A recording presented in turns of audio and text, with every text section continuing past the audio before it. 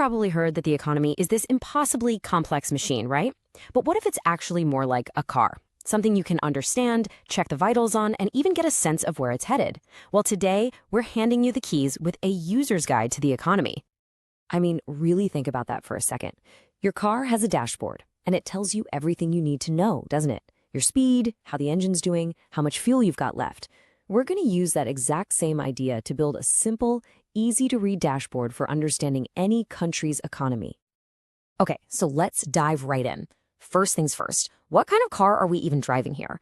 Before we can start reading the gauges on the dashboard, we have to know the model of the vehicle, the type of economic system a country is actually using. So, what are the main options? Well, as you can see here, there are basically three main models. You've got capitalism, where private owners are in the driver's seat and the main motivation is profit.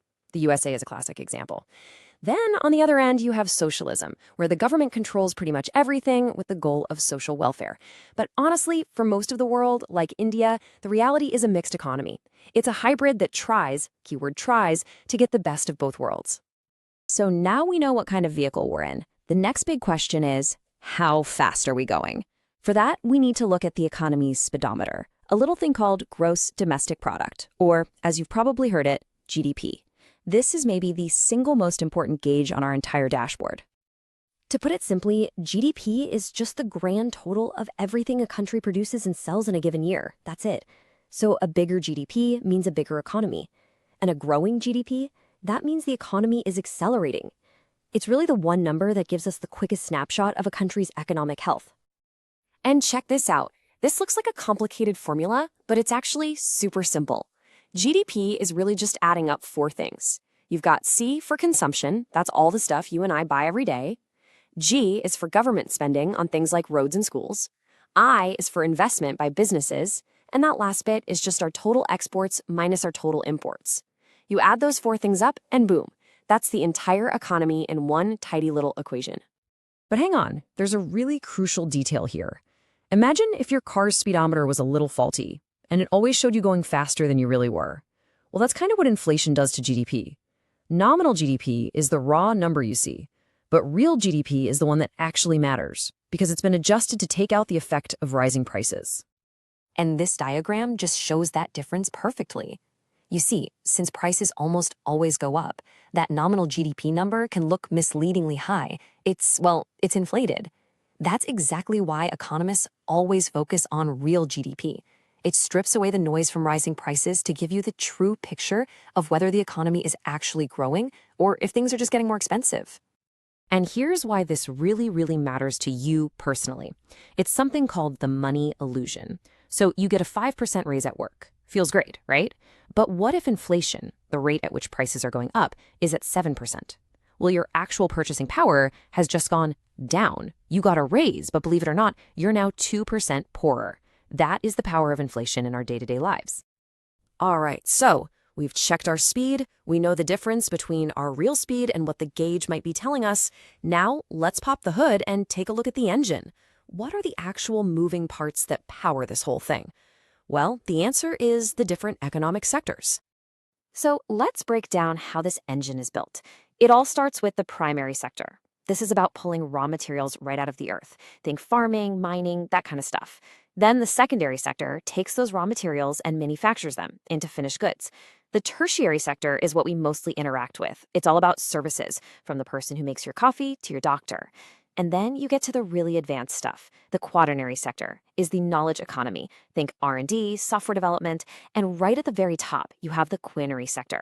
These are the gold-collar jobs. The CEOs, the top government officials, the people making the highest level decisions that steer the whole ship. Now, looking at a real-world example like India's economy tells a really fascinating story. The services sector, that tertiary sector, creates the most value by far, over half of the country's GDP. But here's the twist. The primary sector, agriculture, contributes the least to GDP but still employs the most people. This kind of imbalance is a huge challenge for a lot of developing economies, and it can create major issues with wages and productivity.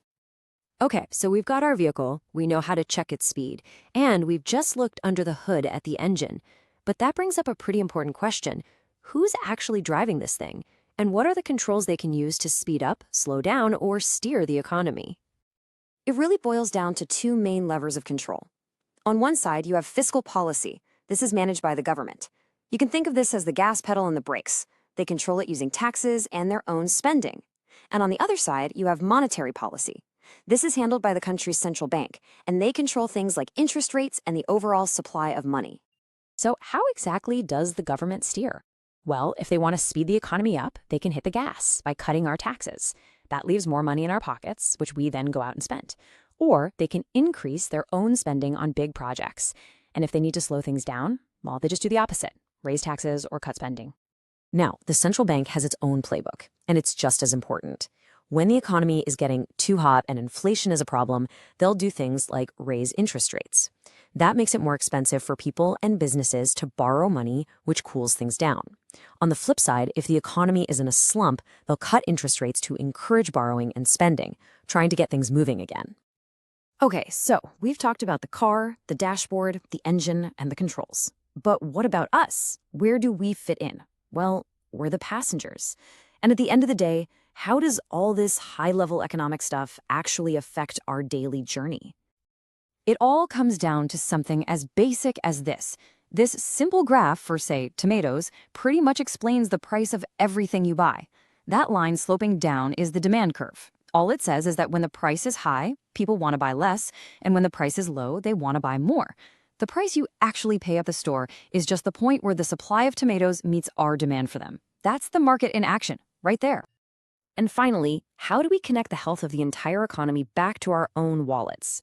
Well, one of the key ways is through something called per capita income. It's a simple idea. You just take the country's total national income and divide it by the number of people. Now, of course, it's just an average, but it gives us a pretty decent, if rough, idea of the economic well-being of the average person in that country. So there you have it, your very own economic dashboard.